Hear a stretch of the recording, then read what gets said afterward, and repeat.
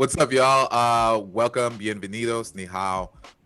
We have a global audience here, and so wherever you are in the globe, we are excited to have you join us. Today is Core Office Hours. It's number 12. We've been doing this now for a little bit, and Core Office Hours is where we really dive into the nuance of brand strategy facilitation. Hopefully, most of you guys are using the core brand framework that we designed and developed. But if not, we're glad to have you with us. It's the same principles, and we're just really excited about branding, and we're glad to be here to help you guys develop as brand facilitators. So today's conversation is facilitated by yours truly, Keone Chong. You've got Jose Caballer, one of the authors of Core Brand Framework. And we've got the lovely Mary Gribbin, who was there right along with Jose, helping develop a lot of the principles that we're going to discuss today. So today's episode, as always, is brought to you by Core Brand Discovery. And for a lot of you that are really on the fence about what Core is, why it's important, the significance of it, Core is really about brand alignment. It's about being able to bring together culture and the essence of who you are, what the brand is, able to align that alongside business goals, and to then map that against your customers' needs. It's really the frameworks for how to build a brand in the 21st century. And we do it in an iterative way. So if you're new to Core, you can check it out at coresmagic.com. And we're just excited to have you here. So let's dive into the agenda for today. So we're going to start with our drop-in, as we always do. Then we're going to dive into the download. We're going to approach that for about 10 minutes. And then we're going to dive into the theme of today, which is business goals. And we're going to talk a little bit about the theme of the week, which has just been business goals in general. It's what we started our conversation on Monday in our Clubhouse chat on brand. And then we'll dive into the core Q&A. So we have some questions and some requests for some folks that they've submitted. So we'll address those, and then we'll open the floor, and we'll have open dialogue for just open core Q&A questions in the community. Today, we'll end with the upload, which will be, really about what we were able to take away from today's chat. And then we'll have, a little bit of an after hours where we connect for a little bit, talk. It's open conversation. And it's really about, the community being able to just share where they're at today.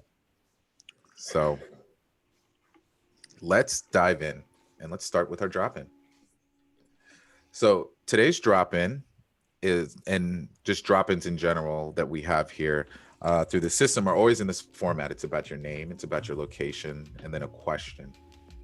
So being that this week's theme is business goals, question is of course aligned to business goals. So the question for this week is, what is your experience with client business goals? I'll model that for you. I'll ask for Mary to model that for you. And then we'll open up the floor so that everyone else has a chance to share and engage. So my name is Keone. I'm located in Los Angeles. And what is my experience with client business goals? Just about all of my clients have had very prominent business goals as drivers for a lot of the work that they've asked for me to produce and execute on.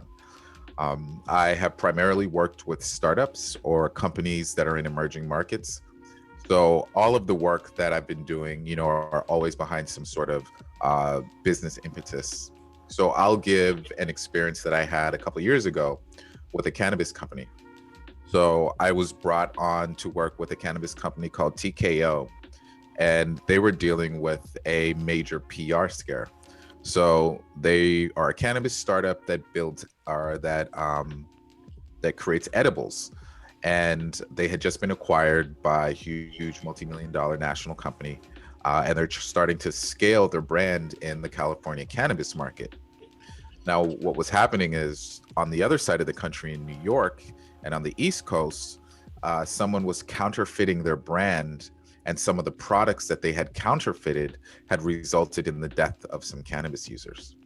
So I don't know if you guys remember this. This was a few years back. There was a big vape scare. This was that company. They were my client, and it was a huge national issue. And so the challenge for them is, what are they going to do? How are they going to address this? How can they stay in business? So the challenge was differentiating the brand, and we had to do a complete rebrand for the company, including packaging. It was driven by the business goal, which was to stay in business and to maintain a prominent, positive reputation in the community. That's an example for me. I'd like to hand it on over to Mary. And Mary, hear me okay? to the stage. Yeah.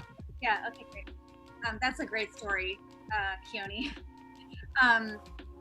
Yeah, I mean, I can talk to the project that I'm working on right now, which is with a client that does customized Salesforce implementations. And it's pretty interesting because it's a small startup that was struggling with profitability on their projects. And so they're, going in the negative, in the red with so many of their projects in every instance. And so the business goal is obviously to be profitable when you start a business, right? That's like an obvious one. Yeah, but it's really hard in the beginning, especially if you don't have the right like kind of approach to projects, or some client services founders can be like too generous, right? Just like letting clients just add more and more and more stuff to their to the scope of what they're doing with you. And so my experience in this situation has been to teach them how to sell projects in an agile framework, I guess, or agile sales, so that the clients are basically buying their time and they can work on whatever they want to work on in these sprint increments, like 2 weeks at a time, and just blocking in like what is the goal they want to achieve in that period of time, and then just iterating on that. And so it's been really successful and great to see the turnaround, and clients appreciate the time, the time to plan and get aligned on the goals, and then start to execute and iterate on it. So that's my most recent experience. Well, thank you so much for that, Mary.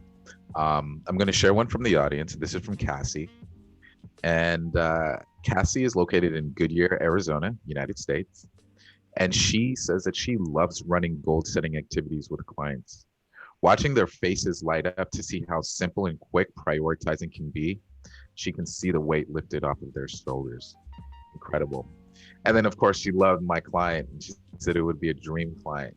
Well, Cassie, I'm still in the space, and I still get hit up all the time.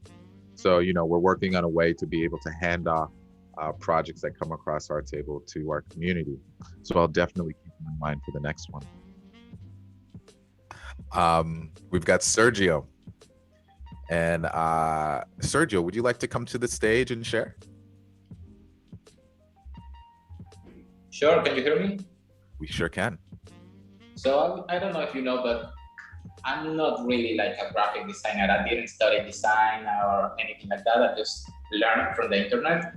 So I feel very comfortable doing like core/graphic design, and then doing upsellings with the business goals. For example, when you do the business goals exercise, people may think, I don't know, I need to figure out my operations capacity, I don't know, spend less on determine my cost structure, my business model, my revenue obtaining model, or my delivery model.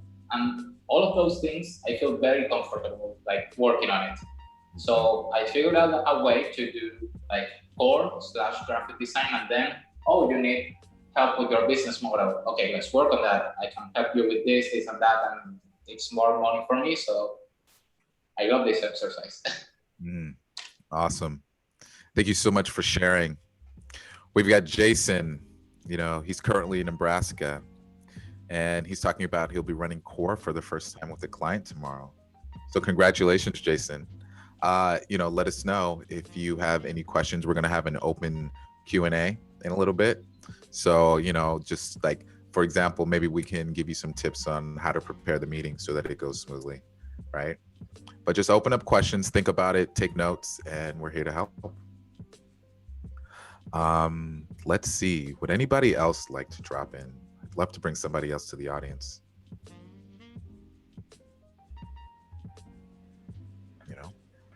Especially if it's your first time. Yeah. Just say hi.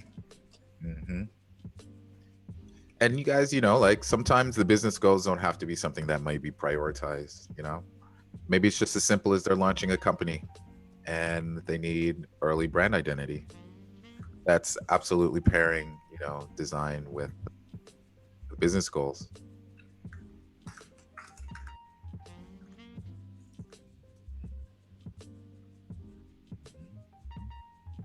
Somebody new. Let's try to get somebody new.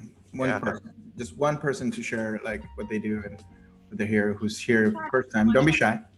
Belen Vallejo says we can bring her. Okay. Belen, go for it. Hey guys. Hi. Hey. So I'm from Redding, California, but right now I'm in Miami. Mm-hmm. And my experience with business goals right now, I'm trying to do a fusion of the basic part of core, but also helping them understand what that actually means for the rest of their startup. And most of the clients that I'm working with are in the like spirituality coaching sphere, and so they're very much in like, let's get in touch, but the actual business translation is not like a thing. So I'm trying to use core for both the brand startup, but at the same time how we actually gonna make money from this. Let's think about that part as well. So that's something that's been interesting to pivot and develop that part. Ooh, I'm an expert on that one. Yeah. And that's like right in his alley. Well, all of them. No. Spiritual coaching and startups and the mindset that they might have, about business. That's an interesting thing to talk about today, because it's not just in that community. In general, I think in our creative community and entrepreneurs who are creative, there's prioritizing business goals is kind of icky. Yes. It's like, no. Okay. So that was a really great drop in, guys. And thank you so much for that. Let's talk a little bit, and we're going to shift and we're going to talk a little bit about the theme. And that was actually a great segue. And so Belen, am I pronouncing that correctly? Belen. Mm-hmm. Wonderful. Thank you so much for sharing. So we're going to spend a few minutes, and I actually would like Jose to kind of dive in and assist me here a little bit, when talking about today's theme, along with Mary. Business goals is one of the core one of the key core exercises in core brand strategy discovery. And the reason why it's such an important thing is because I have always looked, and this is my perspective, Jose and Mary will definitely give you insights on how they crafted and architected the process. But for me, whenever I looked at branding, I always looked at branding as a marriage between culture and commerce, right? It's not only the cultural aspects of a brand, it's not only like the expressions and the language and the identity and the vision and the values and all of those things, but it also needs to be mapped to the material world, which is business, right? And business goals. If you heard our conversation on Monday, Barrett Morse does so eloquently describes, the business and the financial component as just behaviors within a community that exchange values, or that exchange value.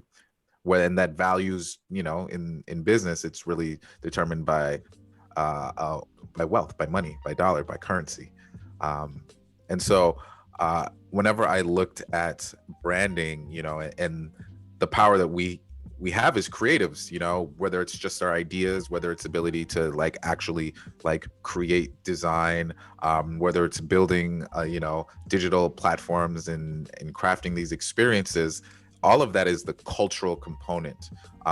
We have to be very, very careful to be able to align and map that to the business components, to the financial components, because as we all know, capital builds the next episode.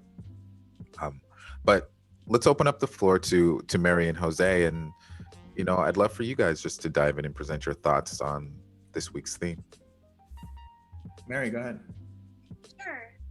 Yeah, I mean, I put in the chat one thought that I have around it, which is like, you know, they're customers too, right? They're your users too. So the business, the stakeholders in the business, I feel like for me, it's really been success. It's been, you know, I've been more successful when I treated them like they're the users as well, and used UX frameworks like we have in Core to discover what their needs are, you know, what insights they have, what data they have, you know, interview them and then use those frameworks to align and prioritize what we're going to do, right? And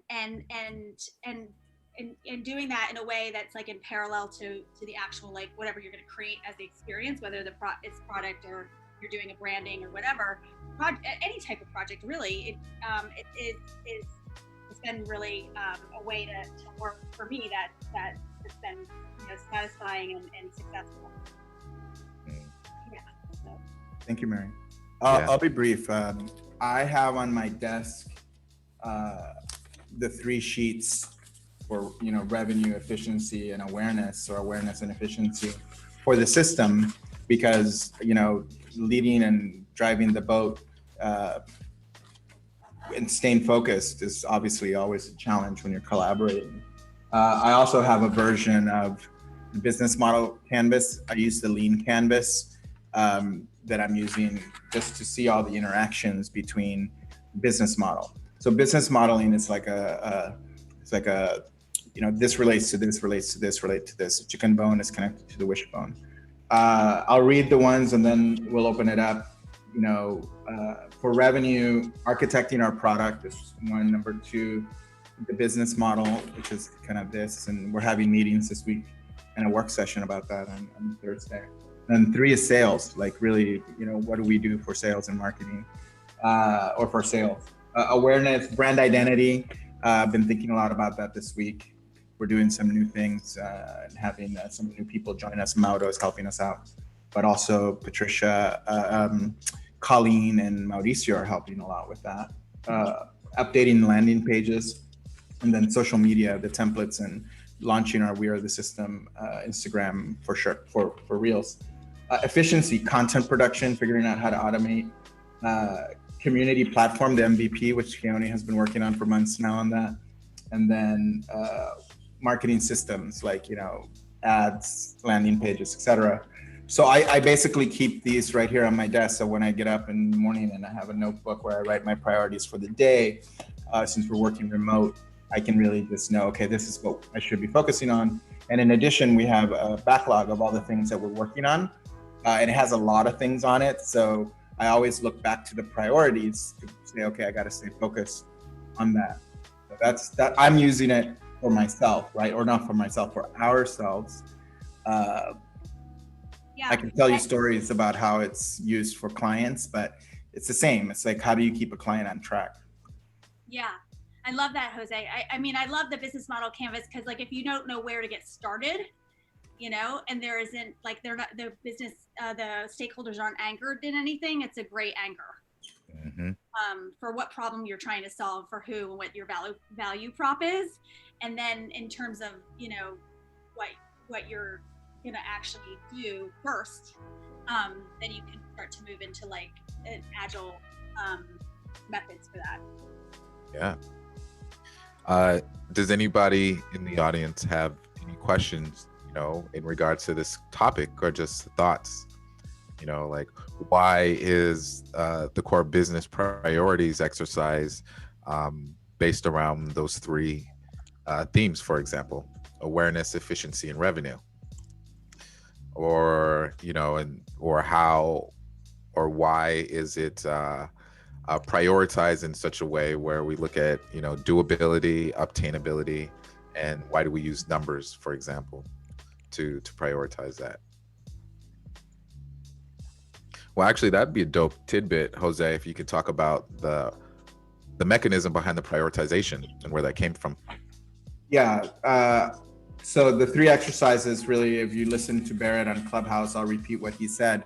In a business, there's only three things, whether it's a nonprofit or a for-profit, is how do you generate revenue, or in a nonprofit, how do you generate grants and donations? If you want awareness, which is really marketing and people knowing about you, how do you do that? And the third is how do you make your operation more efficiently? Those are the three activities that you can really conduct in a business, is what Barrett said on Monday. And the prioritization, one of the challenges is that if you're doing a work session, people will start arguing and talking about this one versus this one versus this one. And it's better to do it neutrally. I ask, kind of just give me a number, like, 10 being, yes, 1 being no. Like, and then, you give me a number, you give me a number, you give me a number. It removes the friction and it just becomes objective. And then once the things come out, you add them up, and you can either do it by adding or multiplication, which I'm not going to talk about, but it's an interesting tool to do it. You then put the top three, and then you tell them, are these your top three priorities for revenue? And usually people will look at each other and go, yeah, that's kind of our top three priorities. So by ambiguating or by removing the arguments and putting it on the wall numerically, it helps accelerate the process of alignment and agreement to move forward with those, because that's what makes everything work. Yeah.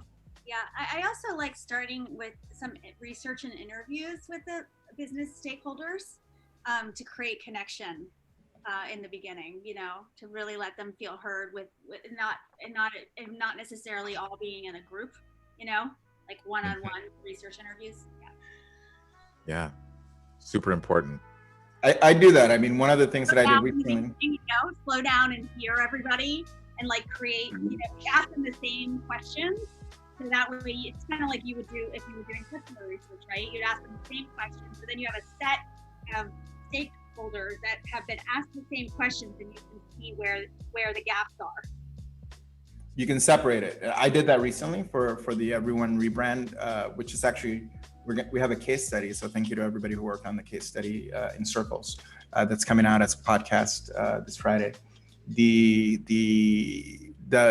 technique was, I did the prioritization with my stakeholder who asked me to help in a conference room on our own, without using I didn't pull out any of the forms or anything. I just asked him to name all his priorities, then on a whiteboard, and then I grouped them into that, and we rated which ones were the most important.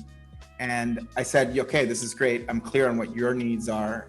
Now we're going to do it with the team, and just let the team do them. And you can chime in and like put a score yourself also, and see if there was a difference between what you want and what the team thinks we need.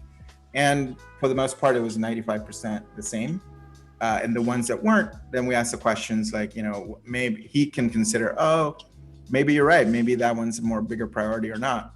But nonetheless, you can do what Mary said, and it's really effective, which is just meet, have a half hour, 45 minutes, an hour conversation with, what are your concerns? What do you need for the business? Where is the business challenged and struggling?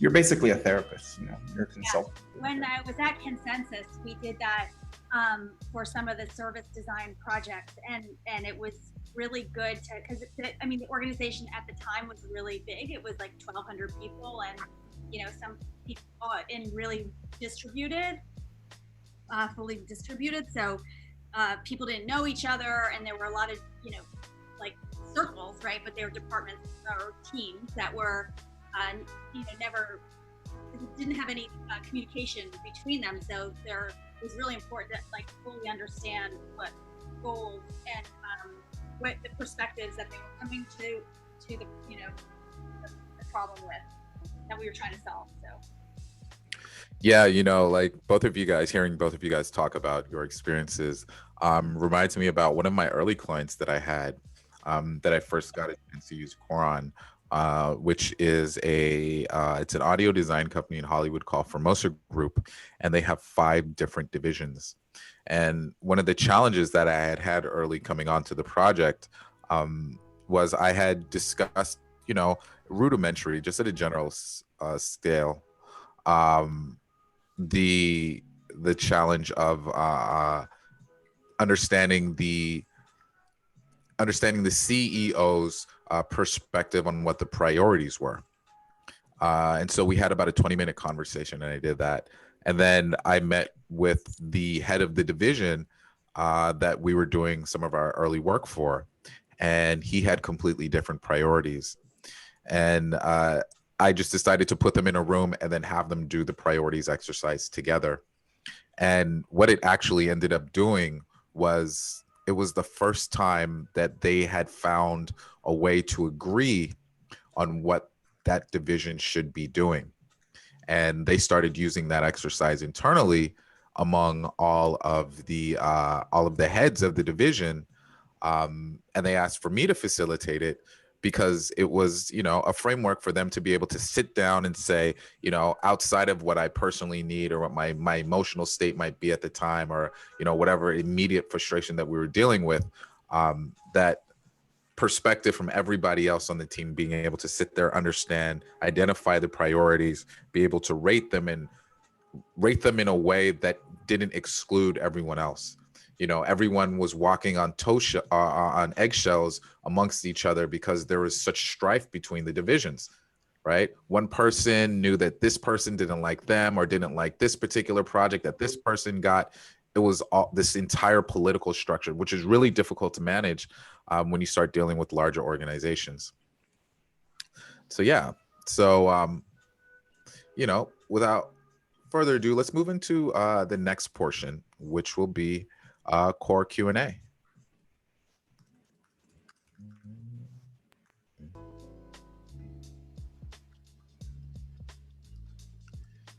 So let's pull that up. And make sure that we are. We got our Q&A. And one reminder for everyone, this is recorded and it will be live. You can share yourself on camera, or you don't have to. It's okay to, unmute yourself and have a voice. But we are the content, and there's no content. It's just us having conversations. Yeah. And most of you have really nice setups. So what I want to do is I want to address some of these early questions. And if you guys are wondering where these come from, this comes from Circle.io.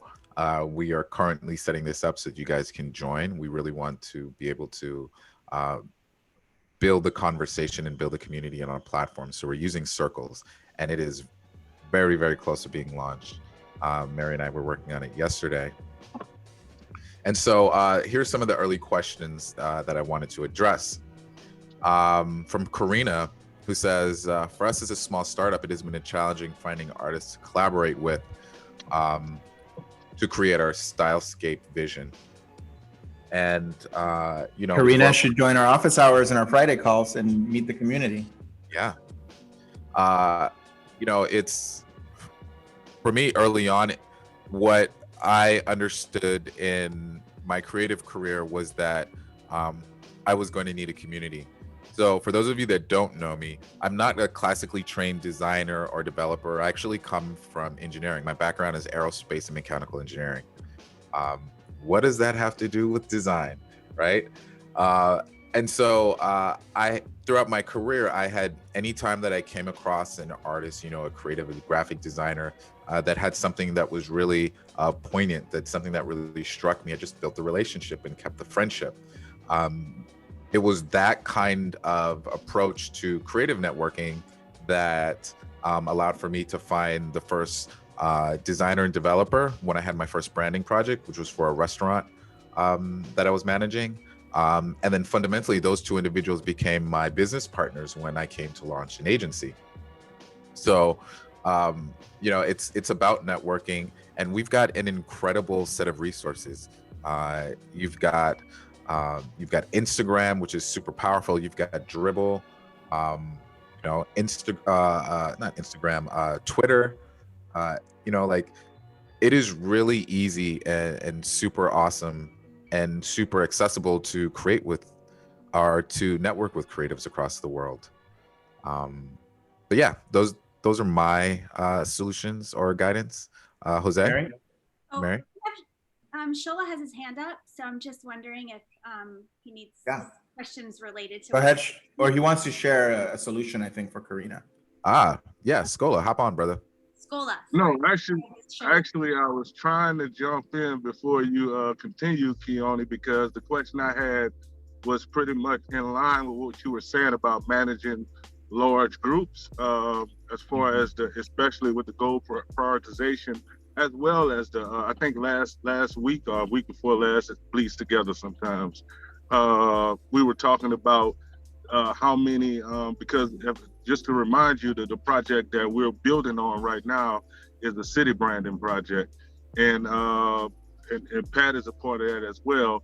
And we were trying to organize, use core obviously for that project, but organize the goal prioritization portion of it. And we're dealing with different departments. So today in the meeting we had the recreation department manager there. I imagine we'll get the as we progress with this, we'll get the rest of them involved as well. But I wanted to get some insight as to what you guys think we can do as far as creating a process whereas we keep that easy to manage, and being that the groups will be large, and being that we will have to create some sense of cohesiveness and congruency between the departments as far as goal prioritization is concerned. Does that make sense? Yeah, that's a big one. Mary, what are ways that the groups being larger can be mitigated? You're in the room, Scola? Courtney? Are you in the room with them? Yes, we're in the room. Mary? Yeah, I would do the pre-work before, so you come in with some understanding of where the gaps are before you get them in the room together. With their manager. So start by doing a private session with their manager, a half-hour call. Yeah. Okay. Develop a question set that you will use for all of them. Of course, you can always leave time at the end for them to just openly express themselves, but use a question set that you're going to use for every single one. Then you can see where the gaps are between their what their priorities are and what they're thinking. Yeah. And then enroll the manager to help you. It's like, hey, we're going to do an exercise, and the goal is that we want to see what the priorities are, and what we want is for all of you to be aligned, which is what you want as a manager, so that you can move forward. Can you help us set that agenda up? And we want to do a pre-planning session, and then have them say, yeah, you know what, here are the priorities, we're the priorities, and then they feel heard. Then coach them and say, okay, when we go into the group session, help us facilitate it, because it's for them to be heard. It's not about what you want, it's about hearing everything. And then at the end, we're going to prioritize together. My only other hint would be either have the worksheets printed out, the large ones that you can print out at Kinko's.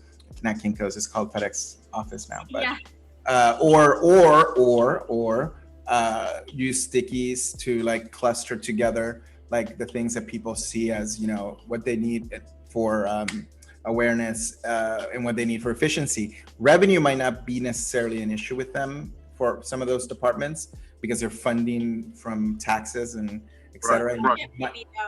You might not do that one column unless it's important, unless you're dealing with the local tax kind of people, but I doubt that's the case. But edit it down if you have to, and then pre-work with the manager and enroll them to help you do the session. Okay, so that makes total sense. So I asked the question, then because my mindset is anchoring it to the, because I usually do the brand attributes first, then I do the user profiles to get an idea of who we're building it for. And I usually try to anchor the goal prioritization, keep it anchored to who we serving, right? So who they're serving. So you might not do brand attributes with every department. You might just do that once for the city as a whole. and then focus only on like, who do you serve and what do you need to do for them? So those two things. So basically, who do you serve on efficiency is how do you deliver those services more efficiently? And the second part is, you know, who do you serve in terms of awareness? How do you let the people know about what you're offering as a city? Right. Perfect. Pat, does that work for you? Let's go. Thank you so Clapping, much. so I guess we're good. I've been taking notes. Yeah, thank y'all. Awesome, man. Glad that we could be of Awesome. guidance. Thank you, guys. I appreciate you. Yeah. Thank you. And congratulations, you know, you guys' collaboration makes us so proud of you. Yeah. Thank you. We appreciate it. We've been working well together. Aw, love it. Karina Papalova. My one answer is very brief. I worked with someone who taught me how to go on Behance, find designers that were aligned. And then I reached out to them and I sent them a link to a download of the brief, which was, you know, brand attributes, references, what we needed to build for them to build exactly, like in our case being web, it was a wireframe and some identity explorations. And send that to them and telling them how much we could pay for one stylescape. And then we basically on Behance found, you know, 2 designers that did stylescape directions, and that's all they were contracted to do. And then I did one, and then that's what we presented to the client. The client really liked one of the directions, and then I asked the designer if he was willing to come on board and help us with it. And he was really good. And he was in Mexico, actually. He was in, I don't know, I was Guadalajara or like somewhere in the southeast of Mexico. Sweet. Thank you for that, Jose. So the next question, and I had actually asked for clarification. Unfortunately, she didn't really provide it, from Bernadette. And she wanted to learn how to handle joint venture or merger brand strategy projects.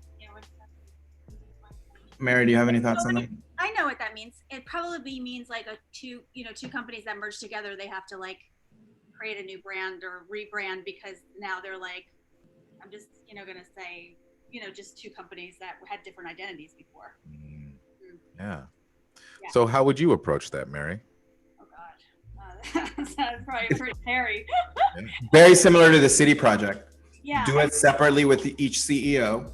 Yeah. Do some of the top line exercises, like you can do the brand exercise, and then you can do like who they think their customers are, with just the team on each side, and then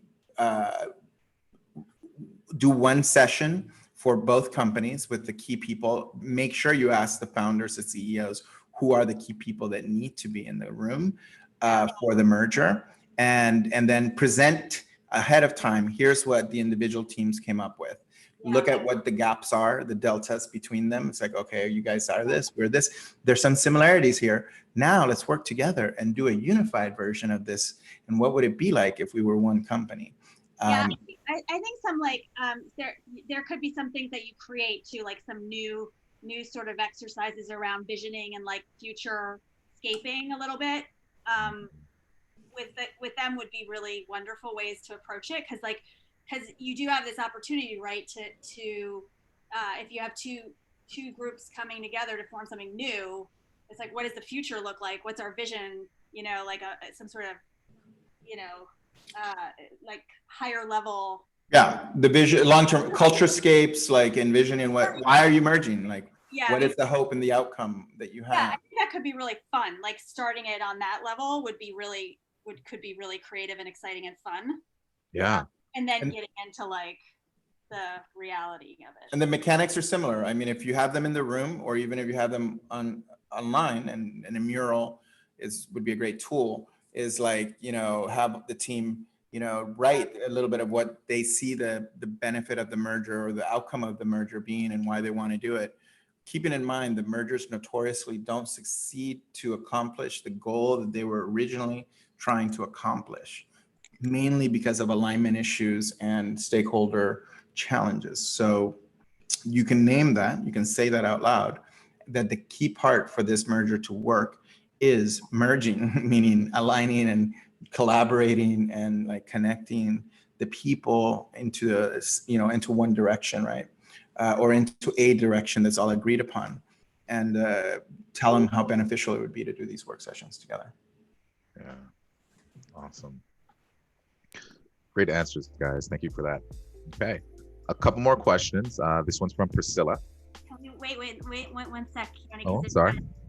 Well, there's just one in the chat that might be relevant to what we were just talking about. Okay. You see it. Hello, I have a question. When a client, Thank you, Jamie. Jamie, yeah. Mm-hmm. When a client asks for a rebrand, Yeah. and you do the business goals exercise, what do you do with the other priorities that rise up besides the rebrand? Do you offer your services to execute them? Do you create a plan, create a brief so you can execute those in due time without you? How do you push this? Mm-hmm. So for you. Go. What? Yeah. That's a great question. And what I think you have to determine is what is your tolerance for project management? You know, for me, well, yeah, like I was just gonna type in like what if you're working in Agile, then you could just prioritize, like, you know, literally in order, and Mhm. and you know, drag into your sprint cycle the priorities as you move through and execute on them. So Right. yeah, but you don't have to do the additional things? Yeah. So, you know, I think what Mary's touching on is really important, and that I think that comes when you determine that these are the things that you want to take on, right? One of the things that I really loved about discovery was about core brand discovery is that in the process, if you facilitate at a really deep level and you have a really strong understanding and great involvement from, you know, your client in facilitating the conversation, you don't get just what you maybe thought you were going to do for the project. You get an overall understanding of what the brand needs as a whole, right? And so now you're in a unique position. You can offer all of the things for the brand, or you can offer a portion of it and then maybe hand off the rest to somebody else, right? The question that you have as a facilitator or as the individual that's brought in on the project is, do you want to take on this additional work? Yes or no, right? Chris Doe, he talks about, this was a big part of him being able to scale, was this exact exercise and him understanding all of the needs of the brand. Now he enjoys covering the entire thing, right? So he says that when he's facilitating this and he comes to this, he sells the client the world. Basically, here's all of the things that you could potentially need. I can provide them for you. I am probably the best person to provide them to you because I understand how and where these needs fit in to the overall brand structure, right? To the overall impact for the brand. Now, if you do decide to take all of the work on, and the way that you do that is, you know, you find partners, you find other agencies that can handle different components. For example, we did primarily identity and development, but we didn't do social media. So we partnered with a social media agency. We took a portion of that cut in the project to them as a referral fee, and they built their brand strategy, or they built their content strategy based off of core, the brand strategy that we had facilitated. So we basically white labeled them and just brought them underneath our suite of services. Now, Mary, you know, and I'll allow for her to step in about the agile planning of this now, right? So now you've got all of this work, right? And so Mary, do you want to talk about, you know, agile planning? It's so amazing because, you know, really Jose and I, when we first started working together, it was super organic. I was like, I have too much work. And I'm like, oh my God, can you help me? And then he was like, and then we're like started just hiring our friends to help us with the work that we had for this one client. And Exactly what Scola's doing. It's like, hey, do you know anybody who can do this? And like, oh, okay, all right. Yeah. But one thing we did is that we actually were transparent. So we presented the partner not as an employee or as this is one team. It's like, we know each other really well, you know, or however. Our first brand strategy engagement was pretty interesting because I did the exercises, but I wasn't a brand strategist, and now somebody's going to pay us to do this. I'm like, oh my God, I don't know. So we found someone. Mary was very instrumental in finding throughout our entire career in our agency. She reached out. We met with the person, and she's like, no problem. You know, I'll help you. And we came to the meeting and we said, you know, this is who we are. This is our partner. And they were like, cool. You know, we shared a process. We reviewed what we were gonna, you know, the proposal. We did it together. We didn't like go off and do something different. Yeah. Anyway, but my point in the chat, Jose, I mean, I do think partnering with other people when you can't deliver on what the client needs, especially if your project is dependent, like the success of your project is dependent on having that critical piece. Like say you just, for example, like you just need a writer and you're not a writer, you're not going to fake writing it, right? You're going to go find a partner to write with, because otherwise it's like the content is key, right? So like in the beginning, you know, even if you're designing something, if you don't have the content, it's really hard to design anything.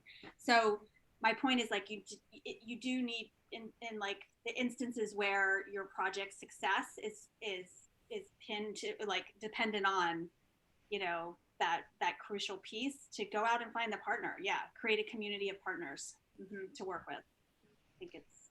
Yep, and you know, and it's that's part of this philosophy that we preach here, which is about, you know, every creative should have their own circle. They should have a set of individuals that, you know, makes up, you know, potential clients, brands that they appreciate and love, other co-creators in the space, other creatives in the space, and that they're constantly building the relationships with them. You know, it's key. You know, as a creative, you are really a social entrepreneur, right? The value of your creative is really aligned with the power of your cultural storytelling and the community that it's aligned with. So building your circle is such a crucial component of your ability to find, you know, creative success. And this is for you as an individual, as a freelancer, or this is for, you know, you as an agency owner, or, you know, or a creative shop leader. It's incredibly important to have that as a foundation for who you are and how you operate in your work. Yeah, and don't forget you have each other here. Yeah. And like in design therapy, so like exactly, Jaja can find. There's got to be a writer in this community that we can find you that would, you know, help you. Patricia knows someone. Yeah. I mean, I know people. Yeah. Right. Can we? All right. So, Jason? yeah, Jason's question. Okay. So Jason, you know, do you wanna come on the stage and share your question? Yeah, Mike, does the mic sound okay? Sounds great. Yeah, my question really is, so the client I'm going to be working with wants to extend their brand, and they're thinking whether or not to, how they want to deal with the naming, and they're really just wondering about brand architecture, how they really want to maybe call the thing a different name or to actually be a part of the umbrella. I was just wondering if there's a part of core that actually helps out with that, or do we just recommend something from our experience? And yeah, that's the gist of it. It's a very good question, Mary. If I know you have to leave in a few minutes, but no, it's okay. I can answer that. Yeah, how you relate to a brand architecture project with core is because brand architecture is all about figuring out the relationship of the brands to each other, right? Like, so if you have, and what, I think there's like three master brand, asymmetrical brand, and the third is House of Brands. House of Brands. Yeah, thank you. Yeah, House so of Brands. You present that. You say these are the three options that you have. Which ones do you feel are better? There's some science, not science, but there's some art and science to choosing what those are. Meaning, if there's a lot of brand equity in the master brand and you're creating a sub product, is there synergy between the sales team and between your current way of selling, like your website and like how those things are, which might say, hey, you should do a master brand relationship and leverage that.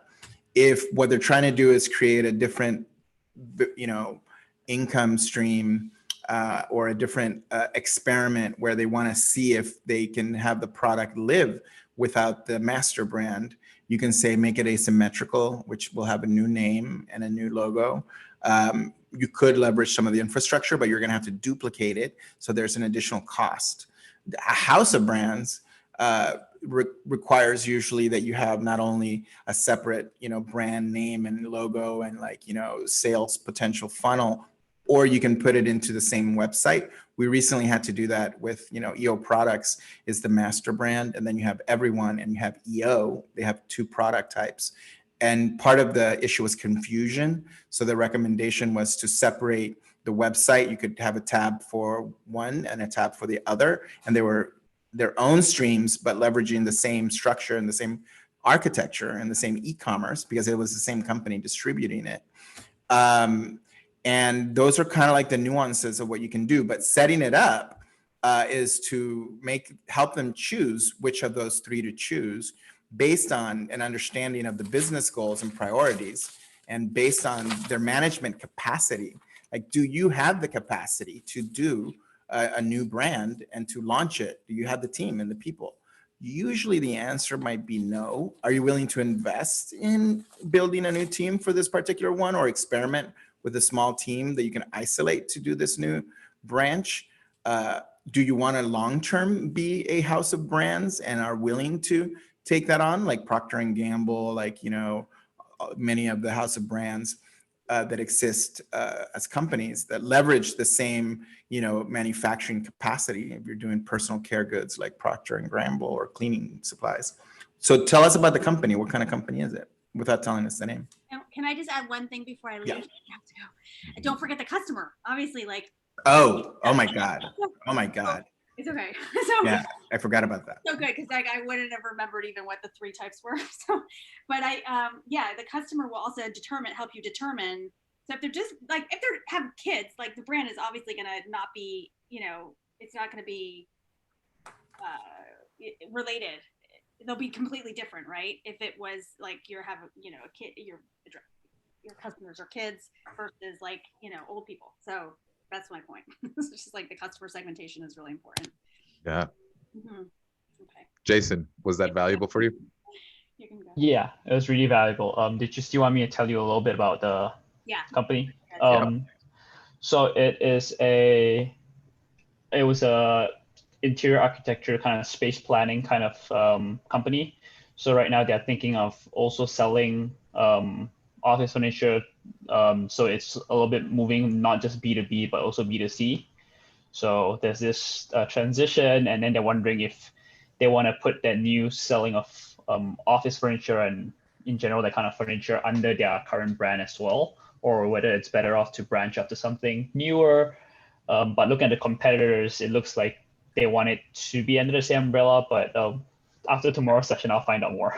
Well, so I have friends who have done that, who they had a service company doing architecture and interiors, and then they launched a furniture line. So what he did was, it was called Orange 22. He kept the consulting one website, and then Orange 22 Modern, which was a different LLC and a different revenue stream for him. He made a separate website for that.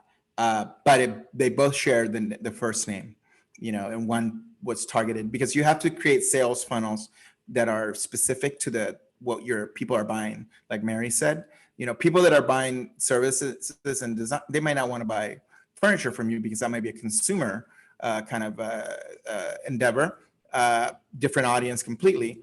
But the name will carry a little bit of heritage because, we're designers. Here's the awesome spaces we've designed. Now we're selling furniture. We're the same people selling new furniture. And then he duplicated the infrastructures. And eventually, actually, this furniture sales became much more greater than the service sales. And he just stopped doing services altogether. Cool. Thank you so much. Wow. We did that when our agency was called The Group. And when we launched the school with 2 O's, the agency had 2 O's. We actually bridged it, even though the school was a completely different business, but we were selling core, which was our process from our agency. And people could see, and the group was named after the group. It was a group of people consulting, and the school was a school. So the naming style was just and now it's called the Systm, which is the systems, the 3, fire, core, and flow are basically the 3 systems that we use at the group that we taught at the school. and that also the future has carried forward, in terms of a broader education for design. Chris just went wide. We've stayed very narrow. So those are decisions that have to be made. Yeah. And this beautiful question. Thank you. This is awesome. Bye, Mary. Sweet. Awesome. So we've got a couple questions. Let's see if we can address those, and then we'll just have open Q&A. So from Priscilla, my challenge right now is helping a client with an idea become a reality and the business and the structure behind the brand.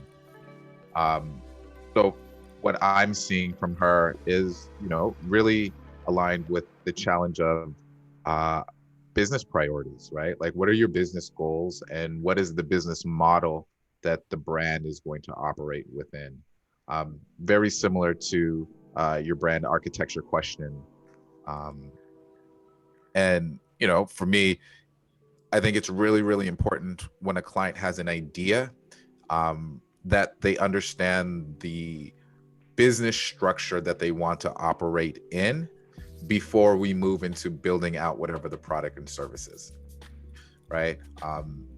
Sometimes just diving into the product or just diving into the service, you make a jump where you don't take into account the implications that making a decision or committing to a type of product or a type of service is going to have in terms of resources, in times of upkeep and maintenance and support and all of those things. So, my suggestion to Priscilla is to start with understanding the customer and then looking at some sort of business model planning, like the lean canvas, for example, which Mary posted in the chat. That's a great framework to start with. And going back and circling back to the Belen's question about working with coaches and people within the spiritual community, which I've had some experience doing, at some point, in the last few years, I'm like, you know what, I'm just going to produce, for my friends who are in that community and help them build their businesses. And then I realized, oh my God, let me stick to designers. But I'm being funny. The issue of doing a business canvas or of doing the objectives in a way that we will attract people that are similar to us and who are equally culturally aligned. That's why our cultural alignment work that we're doing, or our hero's journey on Friday, is so important, because you're going to attract people that are Belen. You definitely are attracting a client that is in kind or aligned to you and your values and your spiritual journey. And then really taking a softer kind of tone to the business objectives and calling things, like revenue abundance and, creating synergy instead of just calling it efficiency. They're very fearful. There's this challenge, and if you listen to Terence McKenna talk about shamanism, that when you go on that journey and you are able to dissolve the illusion of duality, that you are separate from, and I am becomes your primary objective. This is a very technical aspect of how to sell inside that community. You lose the grounding of the container of materiality, meaning money and value and get paid, that really sharp edge that is the yang or the masculine, the Shiva energy, right, of clarity. But if you begin translating, clarity instead of objectives, if you begin translating, revenue to abundance, if you begin speaking in their language and understanding that what you're creating is an energy exchange between people that are looking and seeking on their path, and that you have to eat and live, and that through their support, financially, you're able to create abundance for the community, then you begin to have a better kind of engagement and a better way of helping someone really move things forward. The same way that Scola and Patricia and Porsche and the team that's working on a city, you then speak in civic terms, who are your constituents? What are your objectives? What do you serve for them? So that's a really important thing, for all of us to understand that the language and the form in the client's world might be different than, core. That's why I say don't call it core, just call it discovery phase. Just basically we're here for you versus it being about a process or a dogma. There is no dogma. That's the key. Does that help, Belen, like in terms of? Yes, I was actually just sending you a direct message, but it does help because I find myself trying to sometimes convince them that this is part of their value and it should be compensated as is, because their stance is, I want to transform people and that's my goal. And then we're like, that's amazing, but then how do we actually make it profitable? And usually they come to me because my background is web design, so they're like, I just want a website. And then I'm like, but we don't even know like how the website is going to like, so I'm trying to find that mediation of like, I don't want to do a website before I do a discovery session with you, when we'll find where is the value in that. But then it becomes like, well, the transformation of people, and then they don't have a lot of money. So that's the it's a tension, right, of actually bridging a beautiful mission that they have, and act.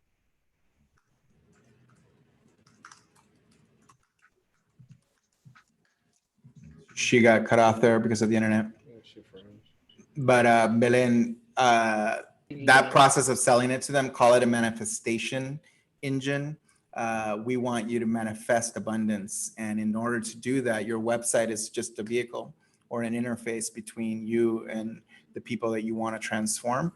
And we want to make it the best possible. And we want to make it in your language. We want to make sure that it feels right, it feels good, and that it produces the results that you need to manage your community. Because most of that business model requires a lot of community management. Right. Yeah. I wish we had like some sort of retreat for, how to get rid of all the blockages, when it comes to like creation of things that exchange value. Yeah. Natasha, would you like to come to the stage?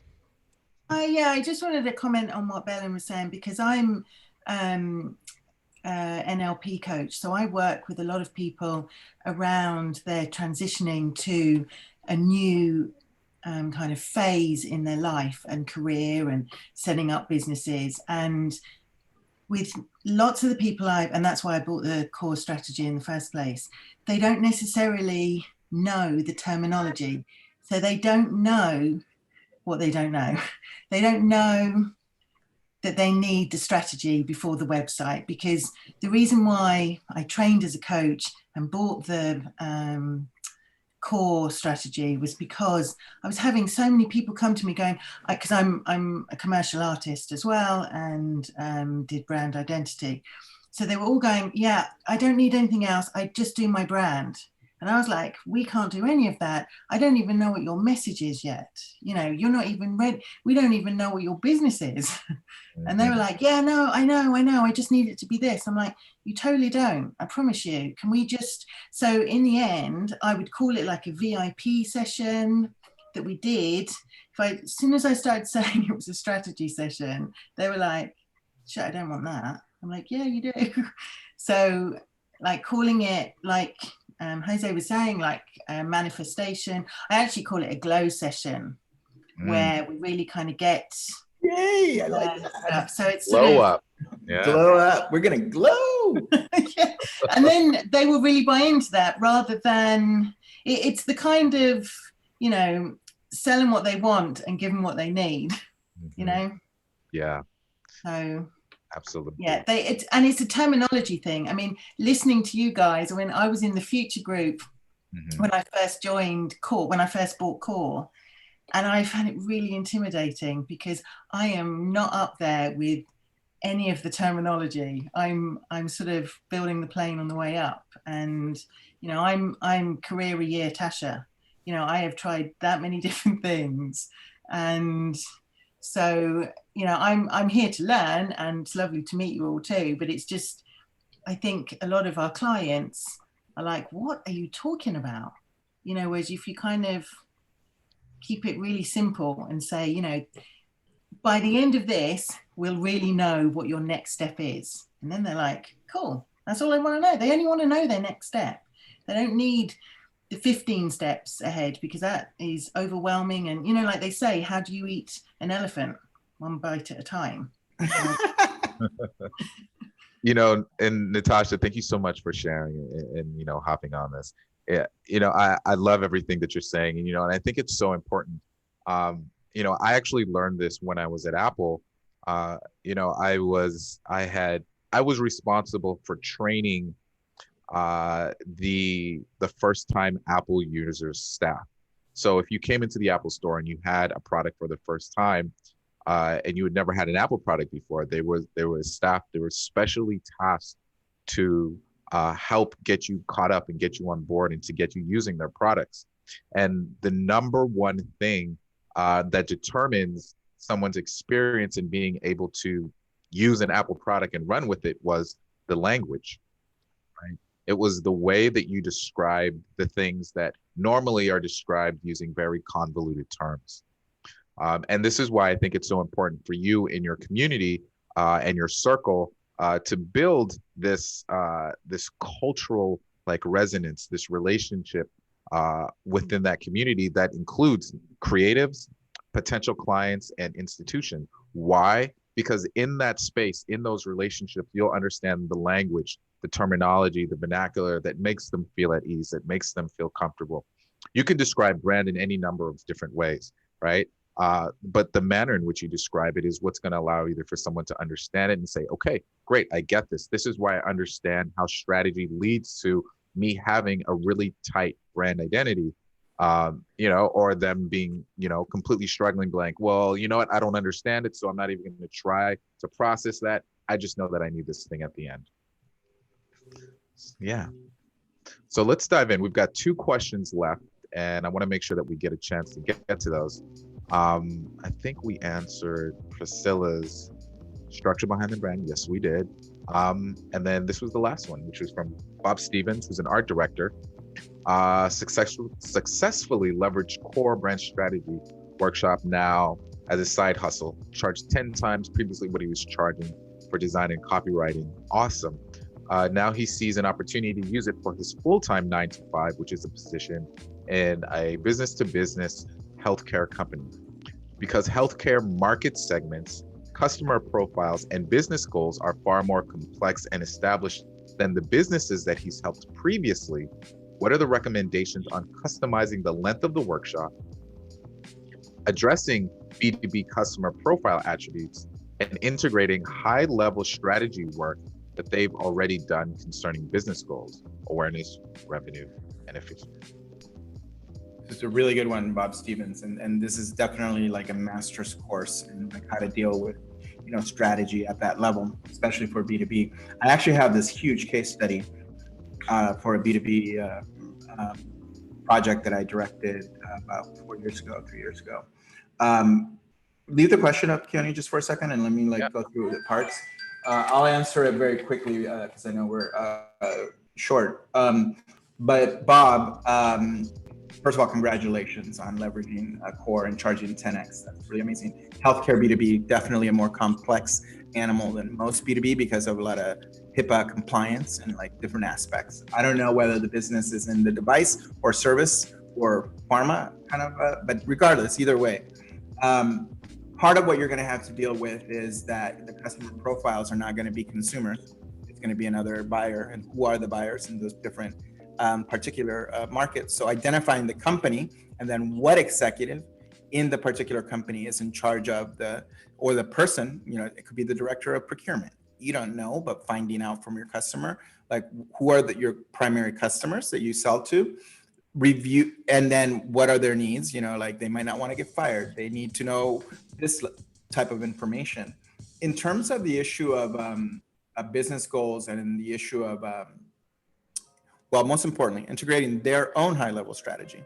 As part of your intake process, ask them for all that, review it with them, do a session where all you do is review their high-level strategy already, acknowledge and name, we know you've already done hard work on strategy, and we are not discounting that.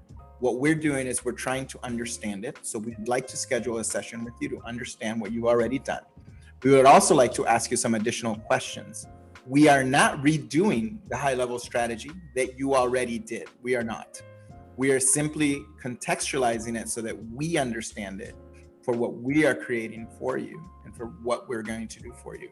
So basically, just making sure that you acknowledge that during your core sessions, in your discovery sessions, make sure that, you call brand alignment, or instead of brand definition, it's like you're trying to figure out what it is. It might not be that important. So you could take it out and just focus on who are the B2B customers and what are the business objectives. Do you want to increase, your sales to those? Do they not know about you and you want them to know about you? Or do you need to make it more efficient to sell? Make sure you address their sales team. Make sure you make their sales leaders like part of your team. Make sure you let the sales team know how important they are to this process and that you're there for them to reach their goals. I'm sounding programmatic because those are all the things that you would say. Remember that it's always about people and about people being heard and people feeling calm and, understanding what your approach is and that you're not wasting time. Efficiency is always a big thing. That's why when, people ask like, hey, but Formosa, Keone, was B2B. How did you address a large B2B organization? So the way that we did it, and it's very interesting because Formosa Group, they have a primary division. So they do audio design. They have 5 different divisions. They do audio design for big major motion films. They do audio design for huge serials. So like Batman versus Superman, for example. They did the sound design for it. That's my logo that shows up at the end of the film, our logo. They did like the sound for Game of Thrones. They do the sound design for games like Halo and Call of Duty. They do sound design for things like Apple commercials. Each of those divisions, the process under which that creative project gets sold is very unique and specific to those different kind of media formats. So how they sell audio design for commercials is very different how they sell audio design for interactive experiences, which is like any of the Star Wars franchises or Call of Duty or Halo, and each division was different. So what we had to do is we had to sit down with each division and create a profile. So we started with one profile per division. What is your primary customer and what does that sales process look like, right? So before even getting into attributes, before getting into business priorities, I needed to understand all of the processes within the business. And so that's what we did. We mapped that out. From that mapping scenario, we used that as sort of like the true north for us then diving into core and then doing business priorities, right? And then we could say, okay, now I can see the gaps in this service delivery pipeline, right? Because it's really was about service. Their sales process was really about delivering really great service to potential clients. And so in understanding those gaps, that's how we identified what the business goals were. And so we did revenue first, which is to fill in all the gaps and to make sure that we're nudging a B2B customer along that value chain to an ultimate sale. Then after we did revenue, then we said, okay, what are the awareness pieces that we can do to make sure that each of these individual milestones on this sales process, that we were building awareness behind it, or the client had full awareness. Okay, so we fill that in. And then ultimately we looked at everything that needed to be executed and we say, all right, what is the most efficient way that we could execute this thing? Then we decided that. That's how we got the business goals for each division based on that process. It worked out really well. For Formosa Group, we grew by like 30%, I think, every year that I was there. And we were under contract for like almost 4.5 years. So that was my experience. Now, I'm not sure if that solves Bob's questions or at least gives him guidance. It's a good story because it's a real practical one. And it is a very, segmented industry that you're talking about. So, yeah. And it's going to vary from industry to industry, but that's a really awesome thing, an awesome story. This is beautiful. We have 10 minutes left, so we can kind of go to milk and cookies or whatever. We don't do milk and cookies on Wednesdays, I don't think. Not on Wednesdays. Let's do the upload, yeah. especially for the new people, like who want to share what they got out of today. Absolutely. So the upload is how we close our circles on Wednesdays. And what I would love to hear from the audience, especially some of the new folks, is what was the key takeaway from today's conversation? What are you excited to share about? What are you excited to implement? What were you excited to learn? And the floor is open.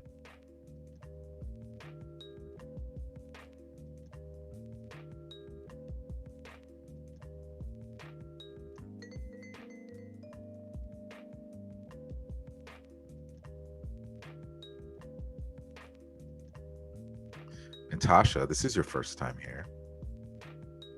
Would you like to share what your takeaway was for today?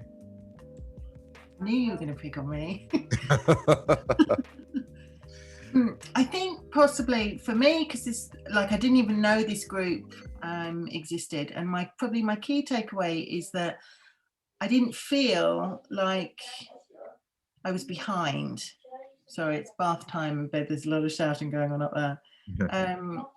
Yeah, I just kind of felt very welcome, and also that I didn't have to know it all. I'm a real person that kind of prepare everything and get it all right before I do it all behind the scenes before I show anybody, which is why at the moment my website is behind the scenes.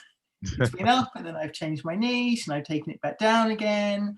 I'm annoying myself, but yeah, so my key takeaway is that this is the learning curve feels like we're all together in the learning curve. It doesn't feel like one person here has cracked it and, you know, you're standing at the blackboard telling everybody how to do it. It's kind of, yeah. So thank you very much for making me so welcome. Thank you so much for joining us. Excited for your journey. Thank you for being here. It's beautiful to see you. Yeah.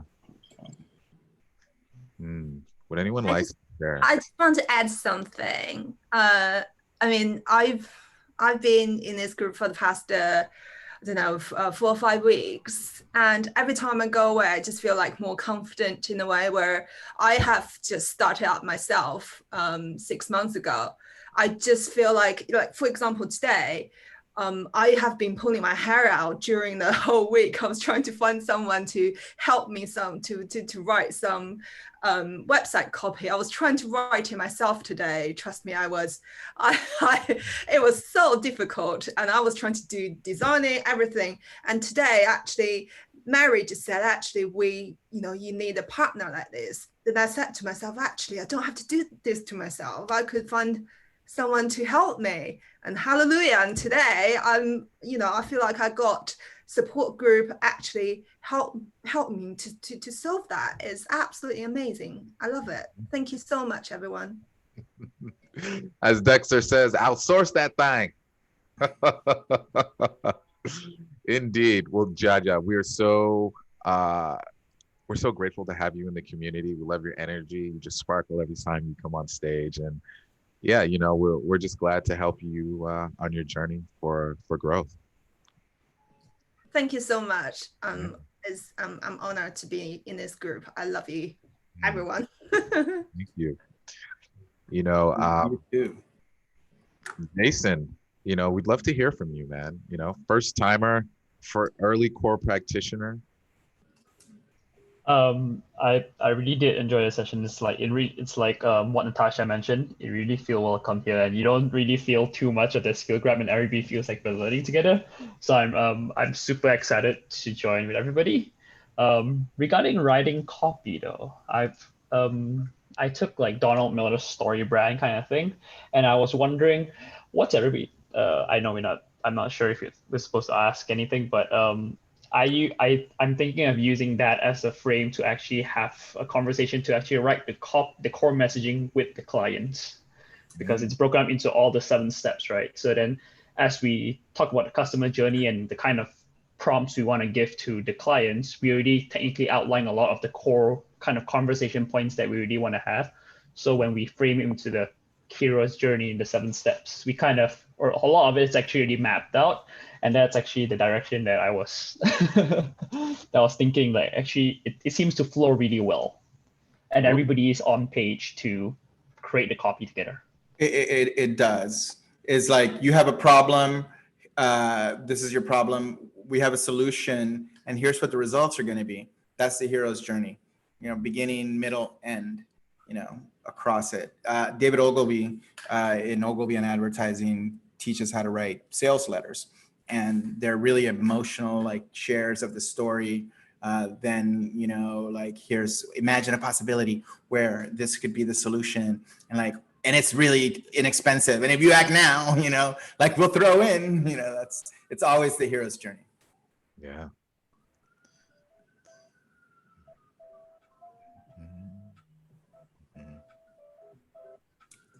Floor is open, y'all. And while we're sitting here and, you know, while we're outroing, share your socials in the chat. You know, we're a community. If you're new here, post your Instagram, post your Twitter, post your Facebook, post your Behance. We're all connecting here.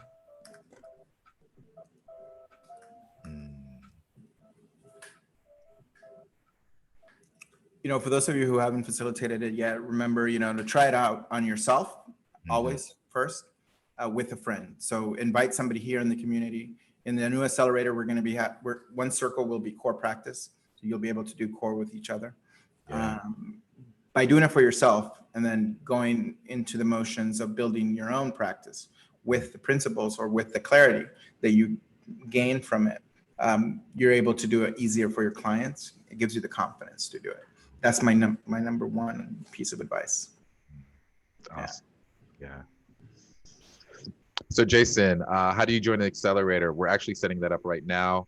I just had a chat with a web developer this morning, so we're excited.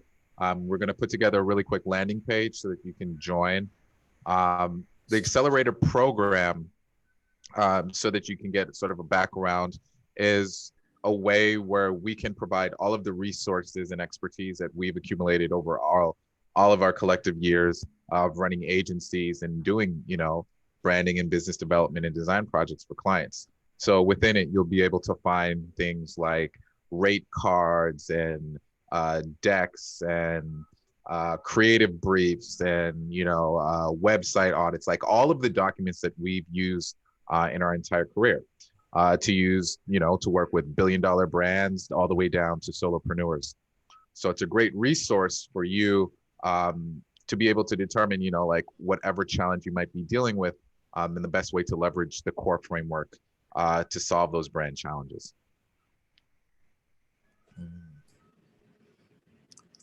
Yeah, it's alrighty, guys. So, you know, it's 12:28, so we're gonna do our outro.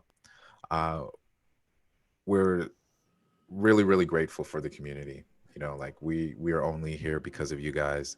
You know, and you know, we're just we're really excited for the growth and the journey that you guys are on.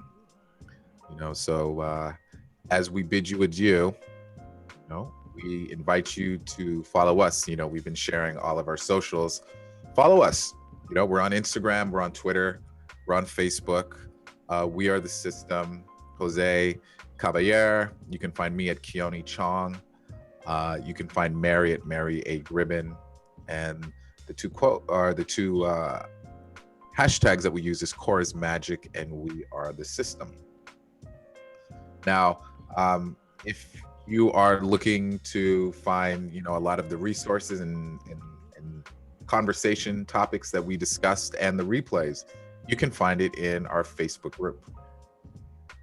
So check us out. We're at Core, Brand Strategy Fundamentals. Actually, it's Foundations now. But yeah. It's the same link. The graphics and the name are changing, but same link. Yep. Thank you guys for joining us on Clubhouse on Mondays. Eduardo, you dropped some great knowledge. We're going to start sharing more of what you guys are doing in the communities across the world, and really bringing you forward. Because Patricia, Adriana, Dexter, Hania, you know, Arsina J, Natasha, welcome. You're one of us. You know, welcome to the Woo side. Keone, Mauricio, Sergio, we're all the same person. You know, we're all creative, mystic rebels, and we just share the same values. So we really love having you here. Yeah. So yeah, guys, you know, it's Wednesday. It's now 12:30. We don't want to take up any more of your time, but we bid you guys adieu on your journey. We'll see you guys on Friday. Have an incredible rest of the week. And as we say goodbye, we just want to remind you that you guys are powerful, that you guys are loved. You guys can create anything. Excited to see what you guys build. Take care, y'all. Love y'all. Peace. Bye. Bye, y'all. Later. Later. Later, Gator. Hasta luego. See you Friday. See you Friday. Later, Eduardo.